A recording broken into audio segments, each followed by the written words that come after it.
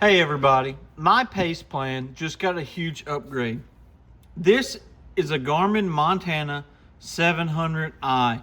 This is a GPS device that Garmin makes that is also doubles as a satellite messenger and a bunch of other little cool features that I really like about it. So let's talk about this. This is kind of an older model, but it is the 700i. They call it the Montana. They call it a rugged GPS handheld with inReach technology.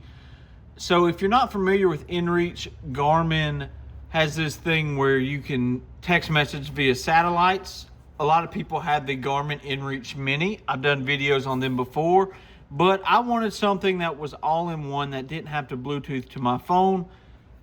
And I really like this radio. So let's just look at some features. This reminds me of like a 2010-ish phone. Maybe we'll call it 2015.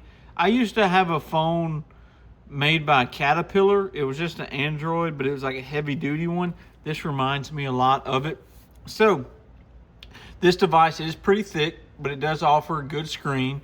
It's pretty receptive as far as zooming and stuff goes. I'm a big fan of that.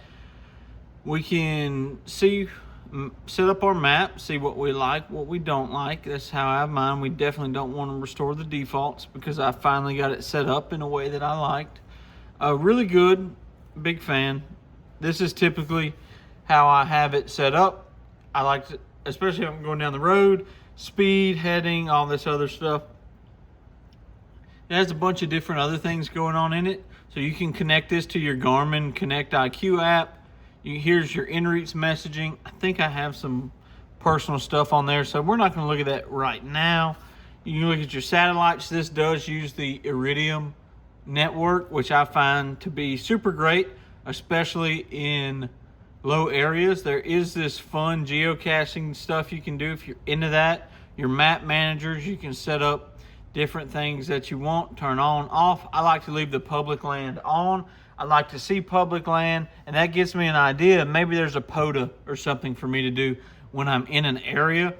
I typically don't leave this on all the time, but I do leave it on like when I'm working, if I'm by myself, if I know I'm not gonna have good cell service, or if I just want to feel techie and have a map up because I like gadgets and stuff. We're gonna go kind of over here to, I want somewhere with some topography, so we'll go over here to North Louisiana, and I want to show you this. So there you go, you can see the green and the black. That's gonna be public lands. Over here, the green is gonna be national forest. I'm pretty sure this is the Kisatchie National Forest. Yes, it shows you when you click on something. Let's click on something else, some other public land. What is this? This is the Russell Sage Wildlife Management. That I just accidentally clicked over there, so that's the Ouachita, not the Ochita, the Ouachita River. Very handy device. Now I did buy this off of eBay, and it was used. Here's some more data. Compass. I'm inside a metal building, so it's pretty much not coming up with the, excuse the radio in the background. It's pretty much not coming up with this. It does have a city and tracking. Active weather is something that I really like. You know, this is for like radar stuff. You see all that down there. It pulls it, kind of what it looks like right now. And I can request different active weather forecasts when I'm out in the field. If I want to see when it's going to rain or something like that, my phone can't pull it up. Mark your waypoints, X, Y, and Z, like a typical, if you're familiar with the Garmin GPS. But I bought this radio GPS device, whatever you want to call it, used, and it's going to time out here in a minute. And I want to talk about what it came with. So the seller was selling it with this suction cup mount, which I think is pretty handy, pretty awesome. It also came with a lithium ion battery. Now the battery, from what I've seen when you leave this thing running all the time, I've used it for about a week, is not super great, but it is pretty neat. But if you turn it off, you can get turn a lot of the stuff off, you can get a lot farther battery life out of it. But I'm never using it right now more than a few hours without being able to go to a charge. But I do have this extra spare battery. And let's see what it says. It's compatible with all of these. It is a lithium-ion battery. I was trying to see if it told us exactly how large it was. Let's open it up and see. You can see I haven't opened this. I don't know if the original seller used any of this or not. I'm guessing they did because some of it's kind of scratched up, but they kept all the stuff and it's immaculate.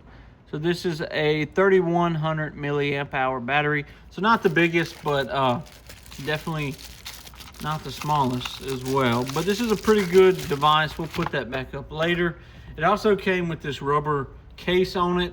I'm not really using that. My favorite thing about this is if you wanted to use this as a standalone GPS device, because it does have like roadway travelers and stuff. In fact, that's kind of how it's marketed, is with roadway travels. And if you don't want to use your phone for that. But one thing I like, you see these dots right here, these connector points. You can plug this into a micro USB, womp womp, not USB-C, but, oh, I don't know what's going on. Back. Show me my map. Okay, but it will charge on your dash or on the glass of your vehicle.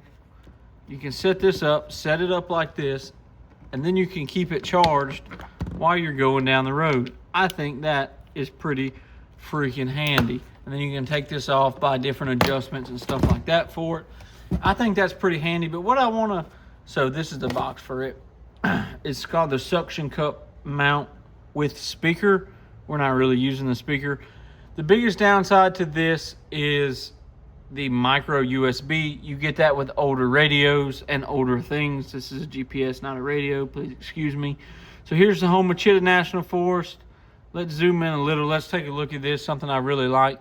So these are all like county roads and woods roads, but it shows you the elevation change. I'm a big fan of that. Zoom in a little bit more. You can see a little bit more of that elevation. When I'm using this logging at work with my logging crews and I want to check out the elevation on a track, what it might look like, I definitely have this on. It's pretty handy, I'm not gonna lie. You can see little streams and drains and SMZs in places. We'll go down here to South Louisiana where you can see it a little bit better. Let's just go somewhere where I know it's pretty flat. So I know this area is pretty flat along the Intercoastal Waterway. They have a lot of the waterways marked, but you can zoom in and see other features. Like I can tell that this is a feature. Being as straight as this is, it's likely a man-made canal. We can keep scrolling. There's something right there, a little drain. Probably not a man-made canal. If you go to places like Washington Parish, Louisiana, and different places like that, Mount Hermon, Franklinton, when you zoom in, this is a POTA that I frequent. When you zoom in some certain spots, maybe further down here in Enon. Oh, we're down in St. Tammany. Anywho, in some spots you can zoom in and actually see, I wish I had it marked, you can actually see old dummy line roads from when they used to log the area. I think that's pretty neat. Next time I run across one, I'll definitely show everybody. We might be able to find one up north of Bogalusa. Let's see. They stand out because they're straight lines and they don't go very far. Here's one right here. So I can almost guarantee